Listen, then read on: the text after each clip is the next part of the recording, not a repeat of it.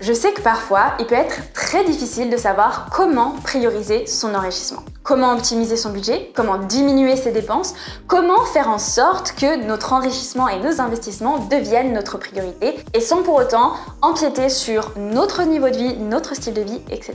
Aujourd'hui, en toute transparence, je vais vous partager toutes mes dépenses dans le mois. En gros, comment est-ce que j'organise mon budget. De cette manière-là, vous aurez une idée globale de mes dépenses et de mon organisation dont vous pourrez vous inspirer pour faire votre budget à votre tour.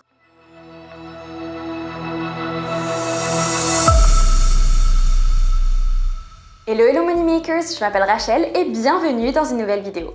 Aujourd'hui, comme je te disais, je vais te partager toutes mes dépenses du mois, que ce soit au niveau de l'alimentation, du logement, des assurances, etc. Bref, tu sauras tout et tu auras toutes les informations. Juste une petite précision avant qu'on commence, j'habite en région parisienne.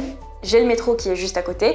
Donc pour vous dire que toutes les dépenses que vous voyez, elles sont multipliées par 1,4, 1,5. On commence tout de suite avec le logement. Donc je suis à 650 €, sachant qu'on habite à deux et que c'est un grand appartement dans lequel on est.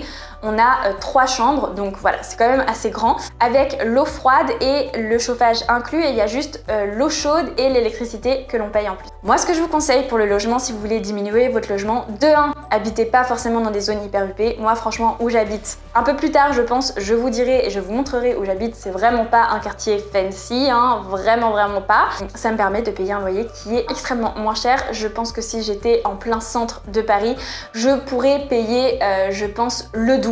Ce que je vous conseille, c'est de 1, d'habiter pas dans des quartiers huppés, de 2, d'habiter en colocation ou en couple, etc. De cette manière-là, vous réduisez quand même drastiquement vos coûts. Le deuxième point, ça va être l'alimentation. Je suis à peu près à 350 € par mois. Pour certaines personnes, ça peut être énorme, pour d'autres, pas beaucoup. Personnellement, l'alimentation, c'est pour moi la base, c'est-à-dire que je vais manger majoritairement bio, je mange de la viande aussi, ça coûte cher, et du poisson. Sachant aussi que moi, je fais livrer mes courses tout simplement parce que j'ai choisi de ne plus perdre de temps pour faire mes courses. Mon temps est bien trop précieux et j'ai beaucoup trop de choses à faire pour mes réseaux sociaux et je préfère 1000 fois développer mon business, développer mes réseaux sociaux, vous partager plus de contenu plutôt que de passer 4 heures à faire mes courses. Donc voilà, c'est aussi un petit peu plus cher pour cette raison-là, mais je sais qu'avant ça pouvait être un tout petit peu moins cher quand on se déplaçait tout simplement pour faire nos courses. Le point suivant, ça va être tout ce qui est abonnement, donc téléphone, wifi, etc. J'ai mis Netflix aussi, enfin bref, ça fait à peu près 60 € par mois. Là franchement, le conseil que j'ai à vous donner, de 1, c'est d'appeler tous vos opérateurs pour négocier vos abonnements, parce que vous pouvez négocier à peu près 10 €, voire 15 € à chaque fois, hein. C'est un truc de dingue. Je suis chez Orange pour un de mes téléphones. Et ce que je fais, c'est que en fait maintenant sur le site directement, tu peux accéder à une nouvelle offre et c'est juste qu'il faut y aller en fait sur le site. Si tu vas pas, ils vont pas t'envoyer un mail pour te le dire, mais tu vas dessus et tu peux rebasculer sur une offre moins chère. Le point suivant, ça va être 70 € pour tout ce qui va être supplément, protéines en poudre, etc. Moi, c'est comme je vous dis, ma santé c'est la base. Pour moi, c'est une de mes priorités. Il n'y a rien à faire. Pour moi, si la santé ne fonctionne pas, tout le reste ne peut pas suivre. Donc pour moi, ma santé est extrêmement importante. Ça va passer par du coup la prise de suppléments et la prise de protéines en poudre personnellement pour maximiser mon quota de protéines dans la journée. Ensuite, on passe au niveau transport. Alors là, moi je suis à 100 € par mois, c'est vraiment pas beaucoup, tout simplement parce que j'ai une trottinette, donc la plupart du temps je me déplace en trottinette. Si je prends les transports, j'ai pas un abonnement au mois Navigo, j'ai un abonnement, ça s'appelle le Pass Liberty. Donc en fait, ce qui me permet d'avoir une carte et je paye juste quand je prends le métro. Donc en fait, si je prends pas le métro, je paye pas. Ça, c'est hyper intéressant. Et je compte aussi des Uber. Donc voilà, ça me fait à peu près 100 € par mois, quelque chose comme ça. Et ce que je vous conseille franchement, si vous voulez pas avoir trop de frais, c'est de pas avoir de voiture. J'aurais pas meilleur conseil que ça parce que tu n'auras pas de frais inattendus, tu peux vraiment gérer ton budget et surtout ça reste moins cher, t'as pas d'assurance, t'as pas de carburant, etc. Après, si tu as une voiture, moi je te dirais de prioriser forcément une voiture qui est pas très puissante, pas très performante, qui a quelques années, qui te coûte pas trop cher en assurance et pas trop cher en carburant. Ensuite, je vais avoir 200 € pour les sorties. Comme je disais, je suis pas non plus devenue moine, donc je fais encore des sorties et moi généralement je me limite à maximum 2 par semaine.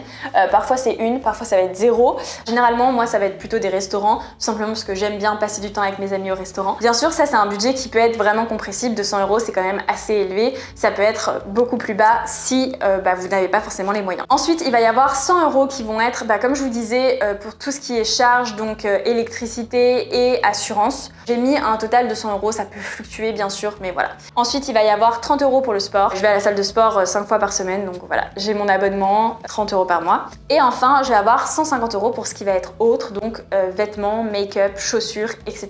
Ensuite, ce que je vais faire, c'est que je vais avoir des budgets, mais ça va être séparés et c'est complètement aléatoire. Mais je veux quand même vous les mentionner ici pour que vous compreniez vraiment comment ça fonctionne pour moi. Je vais avoir aussi un budget de formation. Je vais prendre une partie de mon salaire chaque mois que je vais mettre sur un compte et ça va être un compte spécial pour me former parce que pour moi c'est la base de continuer à se former continuellement. C'est en apprenant de nouvelles choses qu'on va nous développer de nouvelles compétences, qu'on va s'améliorer, qu'on va pouvoir générer des nouveaux revenus ou optimiser ses investissements, etc.